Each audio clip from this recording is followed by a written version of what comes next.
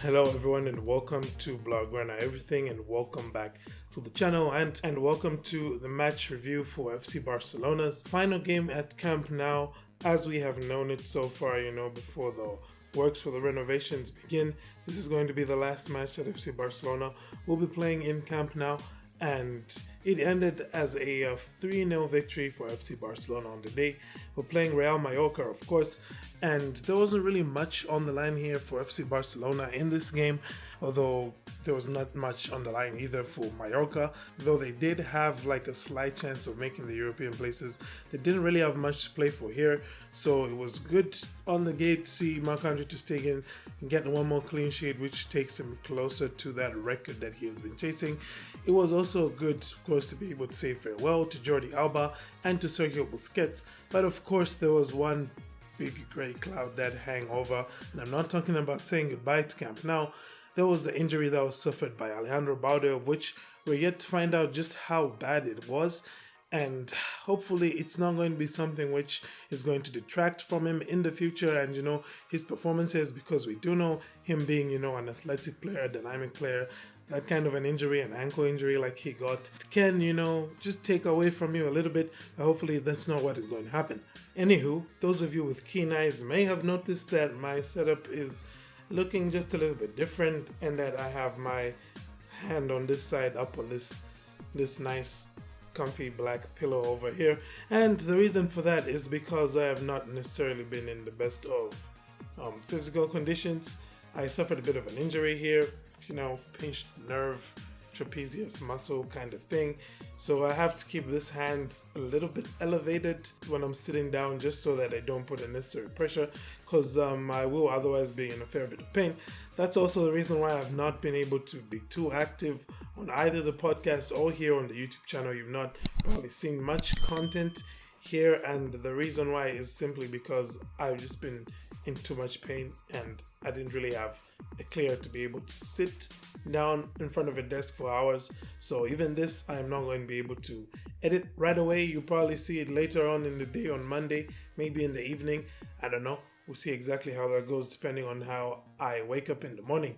Anywho, away from all of that, this is of course a big day. Like I said, we had farewells here for Jordi Alba, for Sergio Busquets, and of course for the Camp Nou. And it was really a nice performance, I would say, on the day to be able to give that kind of farewell, a nice commemorative kind of performance this one was by FC Barcelona. The goals came pretty early, 2 of them from Ansu within the first 20 minutes of the game, and then of course we had the last one being scored by Gavi in the second half, right around the 69th minute. Beautiful left-footed shot which he tucked into the goalkeeper's far right-hand side netting. Yeah, just like how I said it. Anyway, I'm not going to do the usual breakdown of tactics and whatnot, but I will give you some of the things that I really enjoyed from this outing, in particular this being once again the final one with the Camp Nou in its current state. And it was a bit of a throwback kind of performance, taking you back to the kinds of performances Barcelona used to routinely have back in the days when you had the Ronaldinhos running around, when you had the Messis, the Iniestas, the Xavis. One thing about those guys is like they would always play that way, whether they were under pressure or they were not. So it was almost like, you couldn't tell that there was no pressure on them and that everyone was relaxed. And that was kind of the vibe that I got from the team today. Guys like Lewandowski, like Fati, like Ter Stegen, Jordi Alba, Busquets, name them all. Everybody just seemed to have this lightness about them. There was not so much of, what we've seen in the past 2 performances against Valladolid and against Sociedad. And of course, those were also 2 games that equally didn't matter as much as this Mallorca one didn't matter.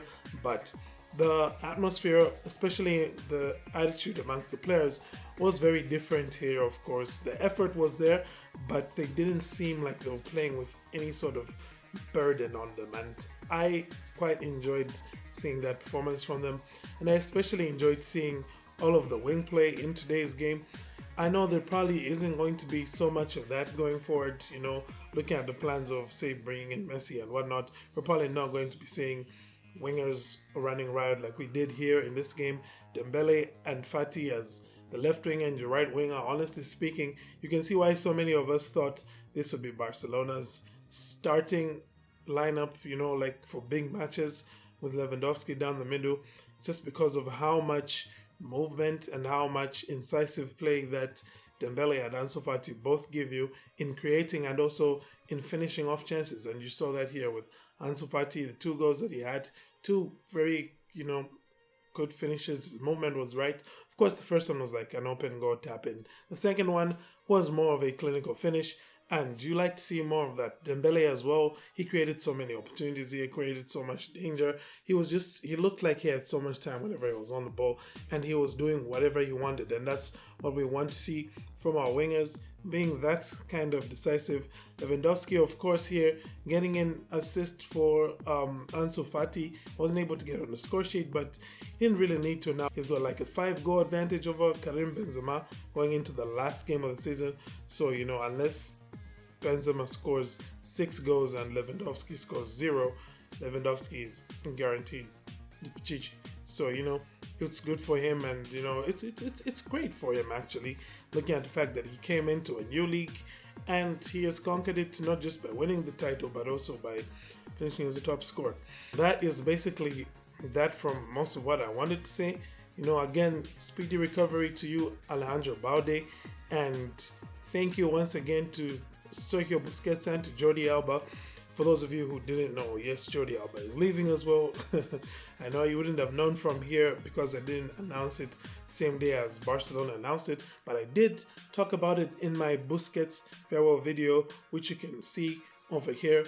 In there, I did mention the fact that Jordi Alba could be on his way out as well, and as such, I gave something of a tribute in there. I will, of course, re-upload that on its own as well, just so we can have a Jordi Alba tribute, just like we had a Sergio Busquets tribute.